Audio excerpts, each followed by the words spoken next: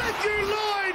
Welcome back to the Sunday Footy Show. It's time for the deep dive. And on Monday night, St Kilda take on Geelong. Should be an absolute ripper. And it took me back to one of the greatest, or arguably the greatest home and away games I've ever seen. So this time, it was the year was 2009, round 14. Both teams were undefeated at this time. It's the biggest crowd that's ever been at Marvel Stadium, ever. And they didn't let us down. This was awesome. Michael Gardner kicks the winning goal, Bill, and it started a pretty good rivalry for that year. It did indeed. We go to the last day in September and the grand final 2009, the Cats and St Kilda. And have a look at Tom Hawkins here. It's a goal. Goal day. It's gone to about second slip, that. Just got a nice nick on the goalpost. It was given a goal. And then the toe poke. Scarlett coming through. Gazza thought he was going to get tackled here. You watch Gazza. Thought he was going to get tackled for some known reason. Goes up the end. Tap, tap, tap, tappy! Goes bang! The Cats get home. And do we celebrate? So, TJ, it leads me. Obviously, that happened at the end of the year, but greatest home and away games we've seen in our time. Matthew, let me ask you this. Do you recall round 16, 2001? Do you recall that you and the Essendon Football Club were 69 points down against North Melbourne? And do you recall that magnificent fight back? And do you recall kicking the odd one or two? I remember. He was good. I remember every kick I got that day, TJ. No, only joking. It was amazing going in at quarter time and knowing you were 50-odd points down. We thought, what do we do here? And then they've kicked the first two of the second quarter. Look at the scores. Damo, you'd remember this one being... Yeah, I was there. It was Sunday afternoon, wasn't it? When Spider Burton sprung one off his toes, I thought, we're gone here. But somehow we found our way back. So what was it, 165 to 159? Yeah. Oh, they were the days. They've played some extraordinary home and away games, those two clubs, haven't they? I'm going to go back to 93, the year of the baby Bombers, Lordo, when North and Essendon played on round 15 in this particular season. North was emerging under Dennis Pagan. Carey and Longmire in the last quarter did things that not many people can do in terms of teaming up with each other and winning a game of footy that they were very much behind in all game. And it was one of the highlights of that particular season and one of the big games of that big rivalry. Very positional too then, wasn't it? I mean... You had a position. A lot of one-on-one. You had a position. And it was when Pagan's paddock was born. Which hardly ever worked. Hardly ever worked. Not twice it worked. Jeez, And Duck said that the other day, didn't he? A myth, you reckon, Bill? Well, not a myth, because Pago's a very good coach. Well, you realise Dennis is actually watching this at the moment. He'd be at his horse stables.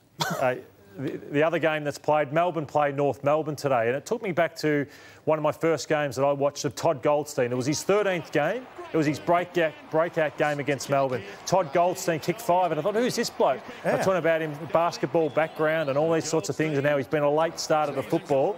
And it brought me to the topic of the great breakout games when you first saw somebody.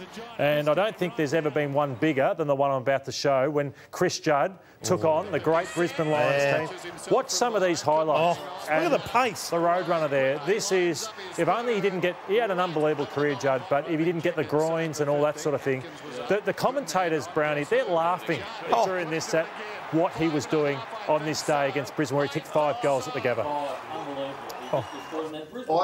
Even mine, Lordo, was before AFL footy. TAC got to go back to 2008 and still sidebar. I remember where I was watching this kid play, and I texted the recruiting manager, Blair Hartley at Port Adelaide at the time, and said, who is this? They were worried about whether he was fast enough, and they were worried about his testing and his speed over 20 metres. But what a joke. This kid can just play footy, kick 10 in this grand final, and what a career he's had. I just wonder whether still Sidebottom is still somewhat underrated, because I watched him again against Sydney in the last couple of weeks. He's been extraordinary. So what a career he's had.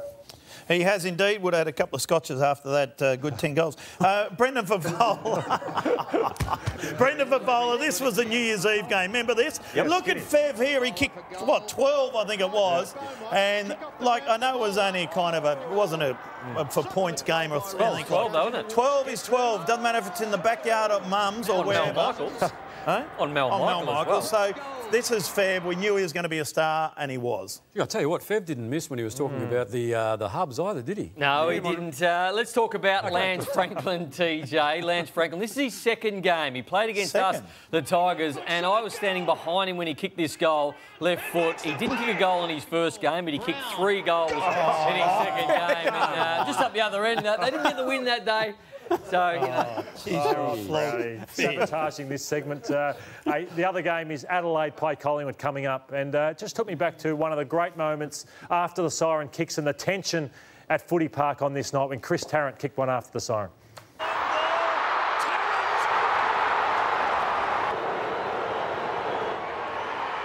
It is a Collingwood win. He didn't know it was a goal then. Yeah, that was 2003. Yeah.